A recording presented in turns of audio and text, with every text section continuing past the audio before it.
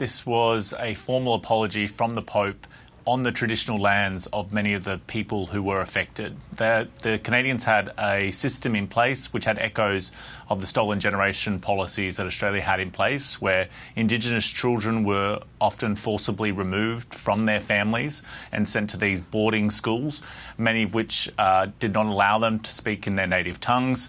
That many of the children were abused. There's been cases found in recent years of mass graves being discovered, and the Catholic Church was a key player in this system. They ran the majority of the schools on behalf of the Canadian government, and today we had Pope Francis visiting the traditional lands where many of these children were abused. Those that did survive the system spoke about sexual abuse or physical abuse, and at the moment this is a time of reckoning for the Catholic Church. He had made a formal apology in the Vatican earlier in the year, but when he met with an Indigenous delegation at that time, he said that he would be travelling to Canada in order to apologise on the native lands, and despite at the moment being hampered by some physical ailments, which means that he is travelling with the aid of a wheelchair, he did make the journey to Canada and today formally apologised.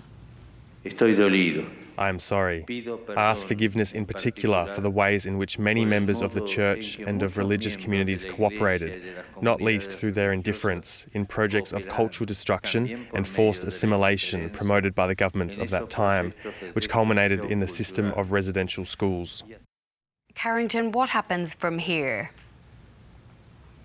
Well, it does seem that the Pope has been warmly received by many of the people who were directly affected or had family directly affected. He is in Canada for 6 days and will travel to a range of sites where many of these schools were in operation, and will continue to try to make amends. But he did make a point today that it is not enough for the Church to merely beg pardon and to apologise for its behaviour, that more needs to be done to make amends. There have been calls by many activists for the Church to open its records so that people can have a better understanding of exactly the types of abuses that we saw at these schools. And then there is the issue of compensation. The Canadian government has already outlined its own compensation program to many of those people affected, but there are calls for the Church to do more and to pay more money in order to help many of those people who have been damaged either directly or through generational trauma by the operation of these schools.